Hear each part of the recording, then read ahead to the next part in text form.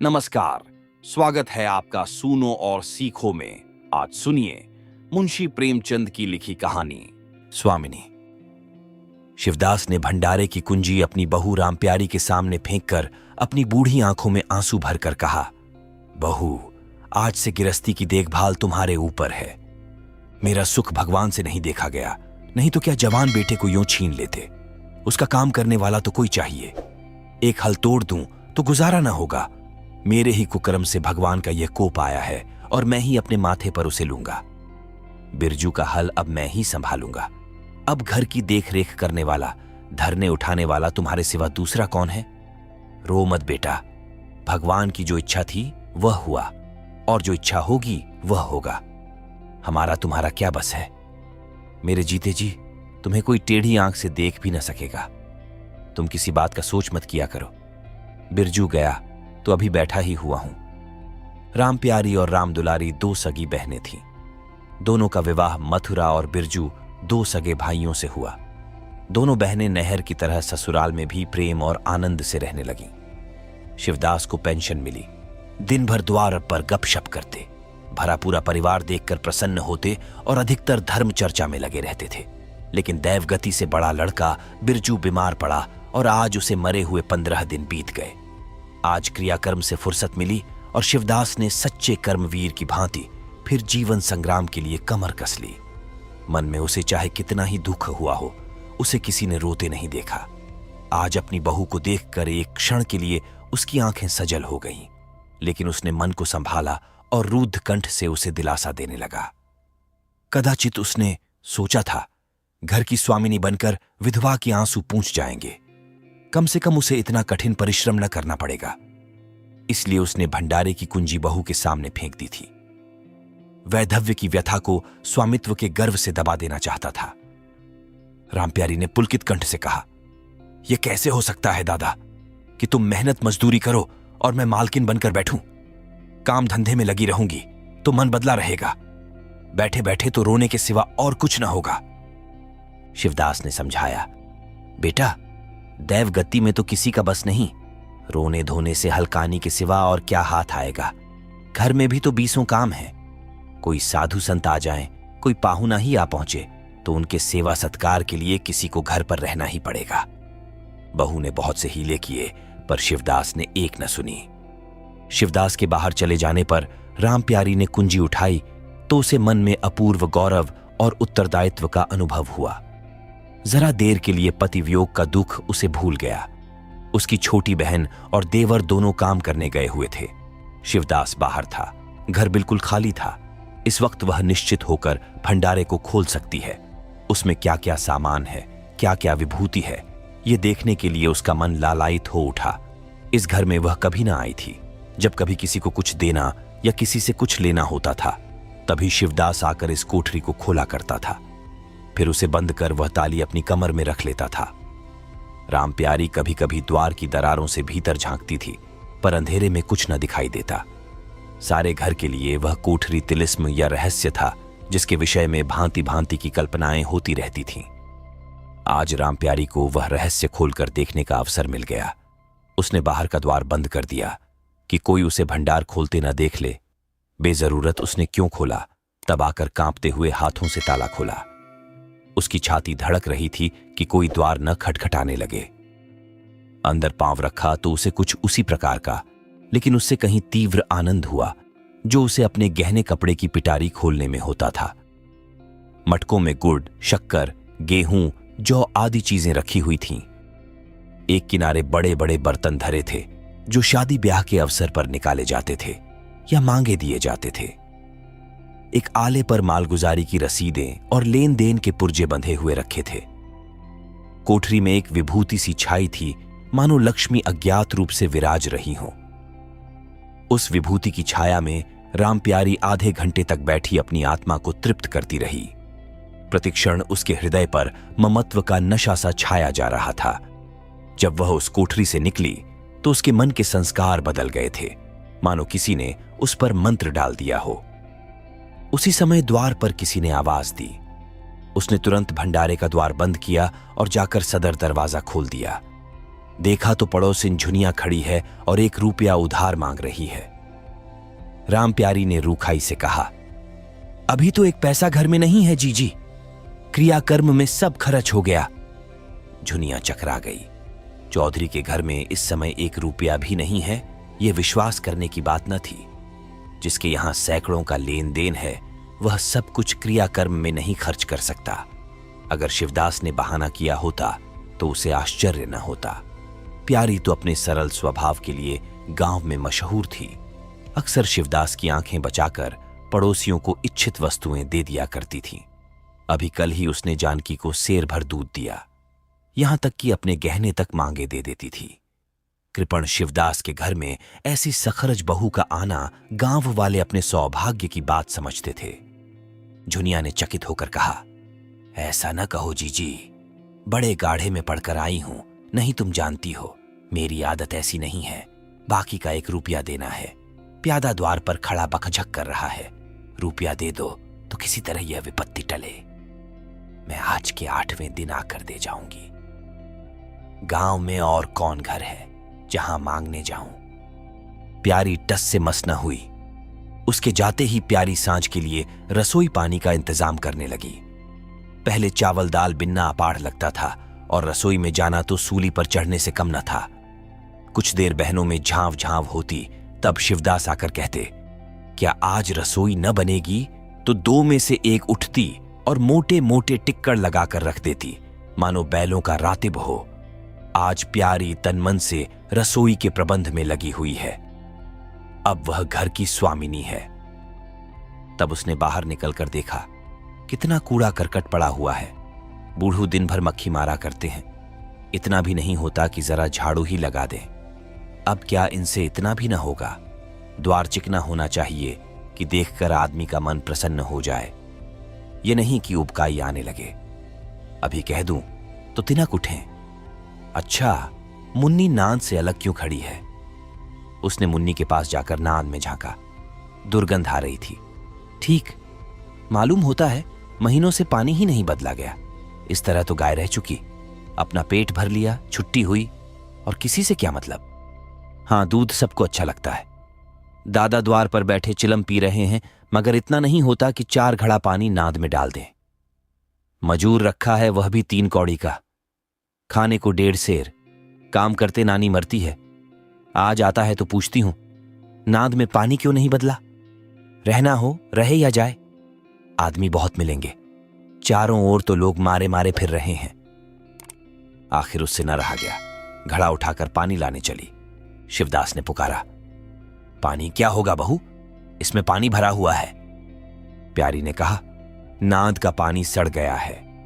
मुन्नी भूसे में मुंह नहीं डालती, देखते नहीं हो कोस भर पर खड़ी है। शिवदास मार्मिक भाव से मुस्कुराए और आकर बहू के हाथ से घड़ा ले लिया। कई महीने बीत गए। प्यारी के अधिकार में आते ही उस घर में जैसे वसंत आ गया। भीतर बाहर जहां देखिए किसी निपुण प्रबंधक के हस्तकौशल, सुविचार और सुरुचि के चिन्ह दिखते थे। प्यारी ने गृहयंत्र की ऐसी चाबी कस दी थी कि सभी पुर्जे ठीक ठाक चलने लगे थे। भोजन पहले से अच्छा मिलता है और समय पर मिलता है। दूध ज्यादा होता है, घी ज्यादा होता है और काम ज्यादा होता है। प्यारी न खुद विश्राम लेती है, न दूसरों को विश्राम लेने देती है। घर में ऐसी बरकत आ गई है कि जो चीज मांगो घर ही में निकल आती है। आदमी से लेकर जानवर तक सभी स्वस्थ दिखाई देते हैं। अब वह पहले की सी दशा नहीं है कि कोई चिथड़े लपेटे घूम रहा है, किसी को गहने की धुन सवार है। हां, अगर कोई रुग्ण और चिंतित तथा मलिन वेश में है तो वह प्यारी है। फिर भी सारा घर उससे जलता है। यहां तक कि बूढ़े शिवदास भी कभी कभी उसकी बदगोई करते हैं। किसी को पहर रात रहे उठना अच्छा नहीं लगता। मेहनत से सभी जी चुराते हैं, फिर भी यह सब मानते हैं कि प्यारी न हो तो घर का काम न चले। और तो और दोनों बहनों में भी अब उतना अपनापन नहीं। प्रातः काल का समय था। दुलारी ने हाथों के कड़े लाकर प्यारी के सामने पटक दिए और घुन्नाई हुई बोली, लेकर इसे भी भंडारे में बंद कर दे। प्यारी ने कड़े उठा लिए और कोमल स्वर से कहा, कह तो दिया, हाथ में रुपये आने दे, बनवा दूंगी। अभी ऐसा घिस नहीं गया है कि आज ही उतार कर फेंक दिया जाए। दुलारी लड़ने को तैयार होकर आई थी। बोली, तेरे हाथ में काहे को कभी रुपये आएंगे और काहे को कड़े बनेंगे। जोड़ जोड़ रखने में मजा आता है ना? प्यारी ने हंस कर कहा। जोड़ जोड़ रखती हूं तो तेरे ही लिए कि मेरे कोई और बैठा हुआ है कि मैं सबसे ज्यादा खा पहन लेती हूं। मेरा अनंत कब का टूटा पड़ा है। दुलारी, तुम न खाओ न पहनो, जस तो पाती हो। यहां खाने पहनने के सिवा और क्या है? मैं तुम्हारा हिसाब किताब नहीं जानती। मेरे कड़े आज बनने को भेज दो। प्यारी ने सरल विनोद के भाव से पूछा। रुपये न हो तो कहां से लाऊं? दुलारी ने उद्दंडता के साथ कहा। मुझे इससे कोई मतलब नहीं, मैं तो कड़े चाहती हूं। इसी तरह घर के सब आदमी अपने अपने अवसर पर प्यारी को 2-4 खोटी खरी सुना जाते थे और वह गरीब सबकी धौंस हंसकर सहती थी। स्वामिनी का यह धर्म है कि सबकी धौंस सुन ले और करे वही जिसमें घर का कल्याण हो। स्वामित्व के कवच पर धौंस, ताने, धमकी किसी का असर न होता। उसकी स्वामिनी की कल्पना इन आघातों से और भी स्वस्थ होती थी। वह गृहस्थी की संचालिका है। सभी अपने अपने दुख उसी के सामने रोते हैं, पर जो कुछ वह करती है वही होता है। इतना उसे प्रसन्न करने के लिए काफी था। गांव में प्यारी की सराहना होती थी। अभी उम्र ही क्या है, लेकिन सारे घर को संभाले हुए है। चाहती तो सगाई करके चैन से रहती। इस घर के पीछे अपने को मिटाए देती है। कभी किसी से हंसती बोलती भी नहीं, जैसे काया पलट हो गई। कई दिन बाद दुलारी के कड़े बनकर आ गए। प्यारी खुद सुनार के घर दौड़ दौड़ गई। संध्या हो गई थी। दुलारी और मथुरा हाट से लौटे। प्यारी ने नए कड़े दुलारी को दिए। दुलारी निहाल हो गई। चटपट कड़े पहने और दौड़ी हुई बरौठे में जाकर मथुरा को दिखाने लगी।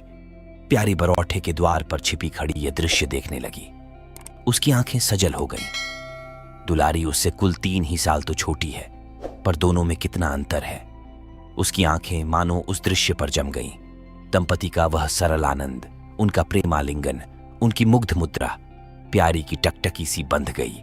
यहां तक कि दीपक के धुंधले प्रकाश में वे दोनों उसकी नजरों से गायब हो गए और अपने ही अतीत जीवन की एक लीला आंखों के सामने बार बार नए नए रूप में आने लगी। सहसा शिवदास ने पुकारा, बड़ी बहू, एक पैसा दो, तमाखू में नंगवाऊं। प्यारी की समाधि टूट गई। आंसू पोंछती हुई भंडारे में पैसा लेने चली गई। एक एक करके प्यारी के गहने उसके हाथ से निकलते जाते थे। वह चाहती थी मेरा घर गांव में सबसे संपन्न समझा जाए और इस महत्वाकांक्षा का मूल्य देना पड़ता था। कभी घर की मरम्मत के लिए और कभी बैलों की नई गोई खरीदने के लिए, कभी नातेदारों के व्यवहारों के लिए, कभी बीमारों की दवा दारू के लिए रुपये की जरूरत पड़ती रहती थी। और जब बहुत कतरब्योंत करने पर भी काम न चलता तो वह अपनी कोई न कोई चीज निकाल देती और चीज एक बार हाथ से निकलकर फिर न लौटती थी। वह चाहती तो इनमें से कितने ही खर्चों को टाल जाती, पर जहां इज्जत की बात आ पड़ती थी वह दिल खोलकर खर्च करती। अगर गांव में हेठी हो गई तो क्या बात रही, लोग उसी का नाम तो धरेंगे। दुलारी के पास भी गहने थे। 2-1 चीजें मथुरा के पास भी थीं, लेकिन प्यारी उनकी चीजें न छूती। उनके खाने पहनने के दिन है, वे इस जंजाल में क्यों फंसे। दुलारी को लड़का हुआ तो प्यारी ने धूम से जन्मोत्सव मनाने का प्रस्ताव किया। शिवदास ने विरोध किया। क्या फायदा, जब भगवान की दया से सगाई ब्याह के दिन आएंगे तो धूमधाम कर लेना। प्यारी का हौसलों से भरा दिल भला क्यों मानता। बोली, कैसी बात कहते हो दादा, पहलौठे लड़के के लिए भी धूमधाम न हुई तो कब होगी। मन तो नहीं मानता, फिर दुनिया क्या कहेगी। नाम बड़े दर्शन थोड़े। मैं तुमसे कुछ नहीं मांगती, अपना सारा सरंजाम कर लूंगी। गहनों के माथे जाएगी और क्या। शिवदास ने चिंतित होकर कहा, इस तरह एक दिन धागा भी न बचेगा। कितना समझाया बेटा, भाई भौजाई किसी के नहीं होते। अपने पास 2 चीजें रहेंगी तो सब मुंह जोहेंगे, नहीं कोई सीधे बात भी न करेगा। प्यारी ने ऐसा मुंह बनाया मानो वह ऐसी बूढ़ी बातें बहुत सुन चुकी है और बोली, जो अपने हैं वे भी न पूछें तो भी अपने ही रहते हैं। मेरा धर्म मेरे साथ है, उनका धर्म उनके साथ है। मर जाऊंगी तो क्या छाती पर लाद ले जाऊंगी। धूमधाम से जन्मोत्सव मनाया गया। बरही के दिन सारी बिरादरी का भोज हुआ। लोग खा पी कर चले गए। प्यारी दिन भर की थकी मांदी आंगन में एक टाट का टुकड़ा बिछाकर कमर सीधी करने लगी। आंखें झपक गईं। मथुरा उसी वक्त घर में आया। नवजात पुत्र को देखने के लिए उसका चित्त व्याकुल हो रहा था। दुलारी सौर गृह से निकल चुकी थी। गर्भावस्था में उसकी देह क्षीण हो गई थी, मुंह भी उतर गया था, पर आज स्वस्थता की लालिमा मुख पर छाई हुई थी। सौर के संयम और पौष्टिक भोजन ने देह को चिकना कर दिया था। मथुरा उसे आंगन में देखते ही समीप आ गया और एक बार प्यारी की ओर ताककर उसके निद्रा मग्न होने का निश्चय करके उसने शिशु को गोद में ले लिया और उसका मुंह चूमने लगा। आहट पाकर प्यारी की आंखें खुल गईं, पर उसने नींद का बहाना किया और अधखुली आंखों से यह आनंद क्रीड़ा देखने लगी। माता और पिता दोनों बारी बारी से बालक को चूमते, गले लगाते और उसके मुख को निहारते थे। कितना स्वर्गीय आनंद था। प्यारी की तृषित लालसा एक क्षण के लिए स्वामिनी को भूल गई। जैसे लगाम से मुखबद्ध, बोझ से लदा हुआ, हाँकने वाले के चाबुक से पीड़ित, दौड़ते दौड़ते बेदम तुरंग हिनहिनाने की आवाज सुनकर कनौतियां खड़ी कर लेता है और परिस्थिति को भूलकर एक दबी हुई हिनहिनाहट से उसका जवाब देता है। कुछ वही दशा प्यारी की हुई। उसका मातृत्व, जो पिंजरे में बंद, मूक, निश्चेष्ट पड़ा हुआ था, समीप से आने वाली मातृत्व की चहकार सुनकर जैसे जाग पड़ा और चिंताओं के उस पिंजरे से निकलने के लिए पंख फड़फड़ाने लगा। मथुरा ने कहा, "यह मेरा लड़का है।" दुलारी ने बालक को गोद में चिपटाकर कहा, "हां, क्यों नहीं, तुम्ही ने तो 9 महीने पेट में रखा है। सांसद तो मेरी हुई, बाप कहलाने के लिए तुम कूद पड़े। मथुरा, मेरा लड़का न होता तो मेरी सूरत का क्यों होता? चेहरा मोहरा, रंग रूप सब मेरा ही सा है कि नहीं? दुलारी, इससे क्या होता है? बीज बनिए के घर से आता है।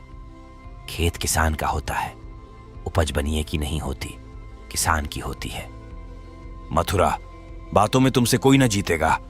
मेरा लड़का बड़ा हो जाएगा तो मैं द्वार पर बैठकर मजे से हुक्का पिया करूंगा। दुलारी, मेरा लड़का पढ़े लिखेगा, कोई बड़ा हुद्दा पाएगा, तुम्हारी तरह दिन भर बैल के पीछे न चलेगा। मालकिन से कहना है कल एक पालना बनवा दें। मथुरा, अब बहुत सवेरे न उठा करना और छाती फाड़कर काम भी न करना। दुलारी, ये महारानी जीने देंगी? मथुरा, मुझे तो बेचारी पर दया आती है। उसके कौन बैठा हुआ है? हम ही लोगों के लिए मरती है। भैया होते तो अब तक 2-3 बच्चों की मां हो गई होती। प्यारी के कंठ में आंसुओं का ऐसा वेग उठा कि उसे रोकने में सारी देह कांप उठी। अपना वंचित जीवन उसे मरुस्थल सा लगा, जिसकी सूखी रेत पर वह हरा भरा बाग लगाने की निष्फल चेष्टा कर रही थी। कुछ दिनों के बाद शिवदास भी मर गया। उधर दुलारी के 2 बच्चे और हुए। वह भी अधिकतर बच्चों के लालन पालन में व्यस्त रहने लगी। खेती का काम मजदूरों पर आ पड़ा। मथुरा मजदूर तो अच्छा था, संचालक अच्छा न था। उसे स्वतंत्र रूप से काम लेने का कभी अवसर न मिला। खुद पहले भाई की निगरानी में काम करता रहा, बाद को बाप की निगरानी में काम करने लगा। खेती का तार भी न जानता था। वही मजूर उसके यहां टिकते थे जो मेहनत नहीं खुशामद करने में कुशल होते थे। इसलिए प्यारी को अब दिन में 2-4 चक्कर हार के भी लगाना पड़ता। कहने को वह अब भी मालकिन थी, पर वास्तव में घर भर की सेविका थी। मजूर भी उससे त्योरियां बदलते, जमींदार का प्यादा भी उसी पर धौंस जमाता। भोजन में भी किफायत करनी पड़ती। लड़कों को तो जितनी बार मांगे उतनी बार कुछ न कुछ चाहिए। दुलारी तो लड़कौरी थी, उसे भरपूर भोजन चाहिए। मथुरा घर का सरदार था, उसके इस अधिकार को कौन छीन सकता था? मजूर भला क्यों रियायत करने लगे थे? सारी कसर प्यारी पर निकलती थी। वही एक फालतू चीज थी। अगर आधा पेट खाए तो किसी को हानि न हो सकती थी। 30 वर्ष की अवस्था में उसके बाल पक गए, कमर झुक गई, आंखों की जोत कम हो गई, मगर वह प्रसन्न थी। स्वामित्व का गौरव इन सारे जख्मों पर मरहम का काम करता था। एक दिन मथुरा ने कहा, भाभी, अब तो कहीं परदेश जाने का जी होता है। यहां तो कमाई में बरकत नहीं, किसी तरह पेट की रोटी चल जाती है, वह भी रो धोकर। कई आदमी पूरब से आए हैं। वे कहते हैं वहां 2-3 रुपये रोज की मजदूरी हो जाती है। 4-5 साल भी रह गया तो माला माल हो जाऊंगा। अब आगे लड़के वाले हुए, इनके लिए कुछ तो करना ही चाहिए। दुलारी ने समर्थन किया, हाथ में 4 पैसे होंगे, लड़कों को पढ़ाएंगे लिखाएंगे। हमारी तो किसी तरह कट गई, लड़कों को तो आदमी बनाना है। प्यारी यह प्रस्ताव सुनकर अवाक रह गई। उनका मुंह ताकने लगी। इसके पहले इस तरह की बातचीत कभी न हुई थी। यह धुन कैसे सवार हो गई? उसे संदेह हुआ, शायद मेरे कारण यह भावना उत्पन्न हुई। बोली, मैं तो जाने को ना कहूंगी, आगे जैसी इच्छा हो। लड़कों को पढ़ाने लिखाने के लिए यहां भी तो मदरसा है। फिर क्या नित्य यही दिन बने रहेंगे? 2-3 साल भी खेती बन गई तो सब कुछ हो जाएगा। मथुरा, इतने दिन खेती करते हो गए, जब अब तक न बनी तो अब क्या बन जाएगी? इस तरह एक दिन चल देंगे, मन की मन में रह जाएगी। फिर अब पौरूख भी तो थक रहा है, यह खेती कौन संभालेगा? लड़कों को मैं चक्की में जोत कर उनकी जिंदगी नहीं खराब करना चाहता। प्यारी ने आंखों में आंसू लाकर कहा, भैया, घर पर जब तक आधी मिले सारी के लिए न धावना चाहिए। अगर मेरी ओर से कोई बात हो तो अपना घर बार अपने हाथ में करो, मुझे एक टुकड़ा दे देना, पड़ी रहूंगी। मथुरा आर्द्र कंठ होकर बोला, भाभी, यह तुम क्या कहती हो? तुम्हारे ही सैन भाले यह घर अब तक चला है, नहीं रसातल में चला गया होता। इस गृहस्थी के पीछे तुमने अपने को मिट्टी में मिला दिया, अपनी देह घुला डाली। मैं अंधा नहीं हूं, सब कुछ समझता हूं। हम लोगों को जाने दो। भगवान ने चाहा तो घर फिर संभल जाएगा। तुम्हारे लिए हम बराबर खर्च बरच भेजते रहेंगे। प्यारी ने कहा, जो ऐसा ही है तो तुम चले जाओ, बाल बच्चों को कहां कहां बांधे फिरोगे? दुलारी बोली, यह कैसे हो सकता है बहन? यहां देहात में लड़के क्या पढ़े लिखेंगे? बच्चों के बिना इनका जी भी वहां न लगेगा। दौड़ दौड़ कर घर आएंगे और सारी कमाई रेल खा जाएगी। परदेश में अकेले जितना खर्चा होगा उतने में सारा घर आराम से रहेगा। प्यारी बोली, तो मैं ही यहां रहकर क्या करूंगी? मुझे भी लेते चलो। दुलारी उसे साथ ले चलने को तैयार न थी। कुछ दिन जीवन का आनंद उठाना चाहती थी। अगर परदेश में भी यह बंधन रहा तो जाने से फायदा ही क्या? बोली, बहन, तुम चलती तो क्या बात थी, लेकिन फिर यहां का कारोबार तो चौपट हो जाएगा। तुम तो कुछ न कुछ देखभाल करती ही रहोगी। प्रस्थान की तिथि के एक दिन पहले ही राम प्यारी ने रात भर जागकर हलवा और पूरियां पकाई। जब से इस घर में आई, कभी एक दिन के लिए अकेले रहने का अवसर नहीं आया। दोनों बहनें सदा साथ रहीं। आज उस भयंकर अवसर को सामने आते देखकर प्यारी का दिल बैठा जाता था। वह देखती थी, मथुरा प्रसन्न है, बाल वृंद यात्रा के आनंद में खाना पीना तक भूले हुए हैं, तो उसके जी में आता वह भी इसी भांति निर्द्वंद्व रहे, मोह और ममता को पैरों से कुचल डाले। किंतु वह ममता जिस खाद्यल को खा खा कर पली थी, उसे अपने सामने से हटाए जाते देखकर क्षुब्ध होने से न रुकती थी। दुलारी तो इस तरह निश्चिंत होकर बैठी थी, मानो कोई मेला देखने जा रही है। नई नई चीजों को देखने, नई दुनिया में विचरने की उत्सुकता ने उसे क्रियाशून्य सा कर दिया था। प्यारी के सिरे सारे प्रबंध का भार था। धोबी के घर से सब कपड़े आए हैं या नहीं, कौन कौन से बर्तन साथ जाएंगे, सफर खर्च के लिए कितने रुपये की जरूरत होगी। एक बच्चे को खांसी आ रही थी, दूसरे को कई दिन से दस्त आ रहे थे। उन दोनों की औषधियों को पीसना कूटना आदि सैकड़ों ही काम व्यस्त किए हुए थे। लड़कोरी न होकर भी वह बच्चों के लालन पोषण में दुलारी से कुशल थी। देखो, बच्चों को बहुत मारना पीटना मत। मारने से बच्चे जिद्दी या बेहया हो जाते हैं। बच्चों के साथ आदमी को बच्चा बन जाना पड़ता है। जो तुम चाहो कि हम आराम से पड़े रहें और बच्चे चुपचाप बैठे रहें, हाथ पैर न हिलाएं, तो यह हो नहीं सकता। बच्चे तो स्वभाव के चंचल होते हैं, उन्हें किसी न किसी काम में फिसाए रखो। धेले का खिलौना 1000 घुड़कियों से बढ़कर होता है। दुलारी इन उपदेशों को इस तरह बेमन होकर सुनती थी, मानो कोई सनक कर बक रहा हो। विदाई का दिन प्यारी के लिए परीक्षा का दिन था। उसके जी में आता था कहीं चली जाए जिसमें वह दृश्य देखना न पड़े। हाँ, घड़ी भर में यह घर सूना हो जाएगा। वह दिन भर घर में अकेली पड़ी रहेगी, किससे हिननसेगी बोलेगी। ये सोचकर उसका हृदय कांप जाता था। ज्यों-ज्यों समय निकट आता था, उसकी वृत्तियां शिथिल होती जाती थीं। वह कोई काम करते करते जैसे खो जाती थी और अपलक नेत्रों से किसी वस्तु को ताकने लगती। कभी अवसर पाकर एकांत में जाकर थोड़ा सा रो आती थी। मन को समझा रही थी, यह लोग अपने होते तो क्या इस तरह चले जाते। ये तो मानने का नाता है, किसी पर कोई जबरदस्ती है। दूसरों के लिए कितना ही मरो तो भी अपने नहीं होते। पानी तेल में कितना ही मिले फिर भी अलग ही रहेगा। बच्चे नए नए कुर्ते पहने नवाब बने घूम रहे थे। प्यारी उन्हें प्यार करने के लिए गोद लेना चाहती तो रोने का सा मुंह बनाकर छुड़ाकर भाग जाते। वह क्या जानती थी कि ऐसे अवसर पर बहुधा अपने बच्चे भी निष्ठुर हो जाते हैं। 10 बजते बजते द्वार पर बैलगाड़ी आ गई। लड़के पहले ही से उस पर जा बैठे। गांव के कितने स्त्री पुरुष मिलने आए। प्यारी को इस समय उनका आना बुरा लग रहा था। वह दुलारी से थोड़ी देर एकांत गले मिलकर रोना चाहती थी। मथुरा से हाथ जोड़कर कहना चाहती थी, मेरी खोज खबर लेते रहना, तुम्हारे सिवा मेरा संसार में कौन है। लेकिन इस भंभड़ में उसको इन बातों का मौका न मिला। मथुरा और दुलारी दोनों गाड़ी में जा बैठे और प्यारी द्वार पर रोती खड़ी रह गई। वह इतनी विह्वल थी कि गांव के बाहर तक पहुंचाने की भी उसे सुधि न रही। कई दिन तक प्यारी मूर्छित सी पड़ी रही। न घर से निकली, न चूल्हा जलाया, न हाथ मुंह धोया। उसका हलवाहा जोखू बार बार आकर कहता, मालकिन उठो, मुंह हाथ धो, कुछ खाओ पियो। कब तक इस तरह पड़ी रहोगी? इस तरह की तसल्ली गांव की और स्त्रियां भी देती थीं, पर उनकी तसल्ली में एक प्रकार की ईर्ष्या का भाव छिपा हुआ जान पड़ता था। जोखू के स्वर में सच्ची सहानुभूति झलकती थी। जोखू कामचोर, बातूनी और नशेबाज था। प्यारी उसे बराबर डांटती रहती थी। 2-1 बार उसे निकाल भी चुकी थी, पर मथुरा के आग्रह से फिर रख लिया था। आज भी जोखू की सहानुभूति भरी बातें सुनकर प्यारी झुंझलाती, यह काम करने क्यों नहीं जाता, यहां मेरे पीछे क्यों पड़ा हुआ है। मगर उसे झिड़क देने को जी न चाहता था। उसे उस समय सहानुभूति की भूख थी। फल कांटेदार वृक्ष से भी मिले तो क्या उन्हें छोड़ दिया जाता है। धीरे धीरे क्षोभ का वेग कम हुआ। जीवन के व्यापार होने लगे। अब खेती का सारा भार प्यारी पर था।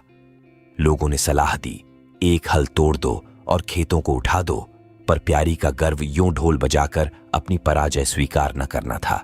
सारे काम पूर्ववत चलने लगे।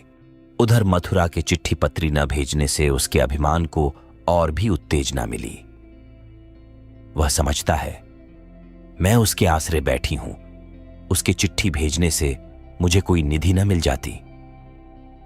उसे अगर मेरी चिंता नहीं है तो मैं कब उसकी परवाह करती हूं। घर में तो अब विशेष काम रहा नहीं। प्यारी सारे दिन खेतीबाड़ी के कामों में लगी रहती। खरबूजे बोए थे, वह खूब फले और खूब बिके। पहले सारा दूध घर में खर्च हो जाता था, अब बिकने लगा। प्यारी की मनोवृत्तियों में भी एक विचित्र परिवर्तन आ गया। वह अब साफ कपड़े पहनती, मांग छोटी की ओर से भी उतनी उदासीन न थी। आभूषणों में भी रुचि हुई। रुपये हाथ में आते ही उसने अपने गिरवी गहने छुड़ाए और भोजन भी संयम से करने लगी।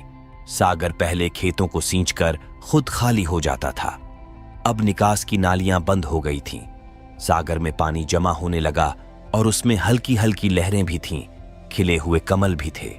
एक दिन जोखू हार से लौटा तो अंधेरा हो गया था। प्यारी ने पूछा, अब तक वहां क्या करता रहा? जोखू ने कहा, 4 क्यारियां बच रही थी।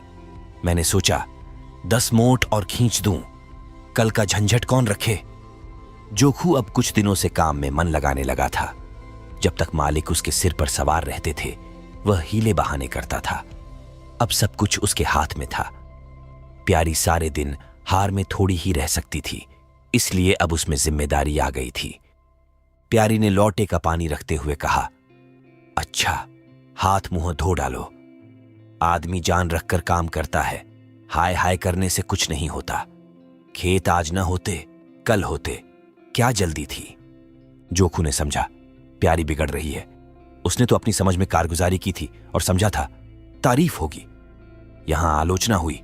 चिढ़कर बोला, मालकिन, दाहिने बाएं दोनों ओर चलती हो, जो बात नहीं समझती हो उसमें क्यों कूदती हो? कल के लिए तो ऊंचवा के खेत पड़े सूख रहे हैं। आज बड़ी मुश्किल से कुआं खाली हुआ था। सवेरे मैं पहुंचता तो कोई और आकर न छेंक लेता, फिर अठवारे तक राह देखनी पड़ती। तक तो सारी उख विदा हो जाती।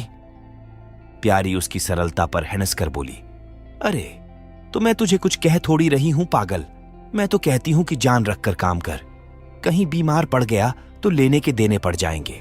जोखू, कौन बीमार पड़ जाएगा? मैं 20 साल में कभी सिर तक तो दुखा नहीं, आगे की नहीं जानता। कहो रात भर काम करता रहूं। प्यारी, मैं क्या जानूं, तुम ही अंतरे दिन बैठे रहते थे और पूछा जाता था तो कहते थे झुर आ गया था, पेट में दर्द था। जोखू झेंपता हुआ बोला, वह बातें जब थीं, जब मालिक लोग चाहते थे कि इसे पीस डालें। अब तो जानता हूं मेरे ही माथे हैं, मैं न करूंगा तो सब चौपट हो जाएगा। प्यारी, मैं क्या देखभाल नहीं करती? जोखू, तुम बहुत करोगी, 2 बेर चली जाओगी, सारे दिन तुम वहां बैठी नहीं रह सकती। प्यारी को उसके निष्कपट व्यवहार ने मुग्ध कर दिया। बोली, तो इतनी रात गए चूल्हा जलाओगे, कोई सगाई क्यों नहीं कर लेते? जोखू ने मुंह धोते हुए कहा, तुम भी खूब कहती हो मालकिन, अपने पेट भर को तो होता नहीं सगाई कर लूं। 1.25 सेर खाता हूं, 1 जून पूरा 1.25 सेर, दोनों जून के लिए 2 सेर चाहिए। प्यारी, अच्छा आज मेरी रसोई में खाओ, देखूं कितना खाते हो। जोखू ने पुलकित होकर कहा, नहीं मालकिन, तुम बनाते बनाते थक जाओगी। हाँ, आध सेर के 2 रोटा बनाकर खिला दो तो खा लूं। मैं तो यही करता हूं, बस आटा सानकर 2 लिट बनाता हूं और उपले पर सेंक लेता हूं। कभी मट्ठे से, कभी नमक से, कभी प्याज से खा लेता हूं और आकर पड़ रहता हूं। प्यारी, मैं तुम्हें आज फुलके खिलाऊंगी। जोखू, तब तो सारी रात खाते ही बीत जाएगी। प्यारी बको मत, झटपट आकर बैठ जाओ। जोखू, जरा बैलों को सानी पानी देता जाऊं तो बैठूं।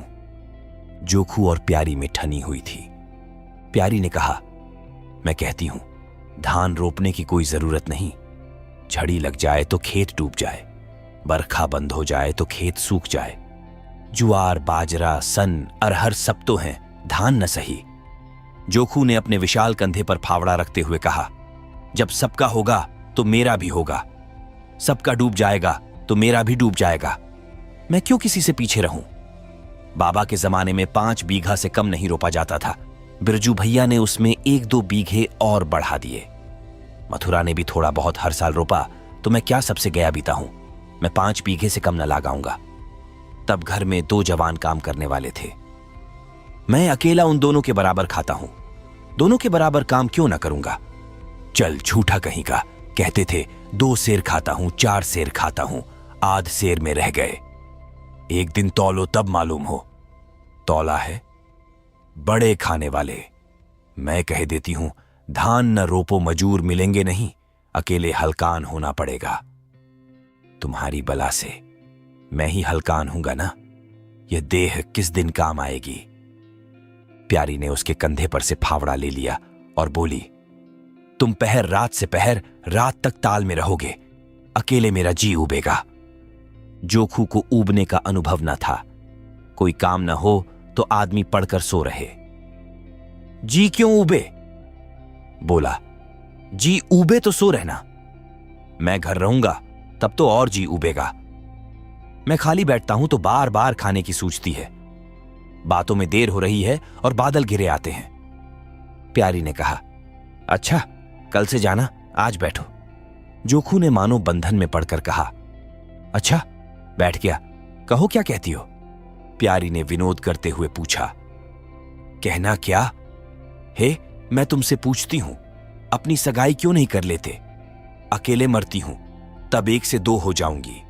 जोखू शर्माता हुआ बोला, तुमने फिर वही बेबात की बात छेड़ दी मालकिन, किससे सगाई कर लूं यहां? ऐसी मेहरिया लेकर क्या करूंगा जो गहनों के लिए मेरी जान खाती रहे? प्यारी, ये तो तुमने बड़ी कड़ी शर्त लगाई, ऐसी औरत कहां मिलेगी जो गहने भी न चाहे। जोखू, ये मैं थोड़े ही कहता हूं कि वह गहने न चाहे, हां मेरी जान न खाए। तुमने तो कभी गहनों के लिए हट न किया, बल्कि अपने सारे गहने दूसरों के ऊपर लगा दिए। प्यारी के कपोलों पर हल्का सा रंग आ गया। बोली, अच्छा और क्या चाहते हो? जोखू, मैं कहने लगूंगा तो बिगड़ जाओगी। प्यारी की आंखों में लज्जा की एक रेखा नजर आई। बोली, बिगड़ने की बात कहोगे तो जरूर बिगड़ूंगी। जोखू, तो मैं ना कहूंगा। प्यारी ने उसे पीछे की ओर ठेलते हुए कहा, कहोगे कैसे नहीं, मैं कहला के छोड़ूंगी।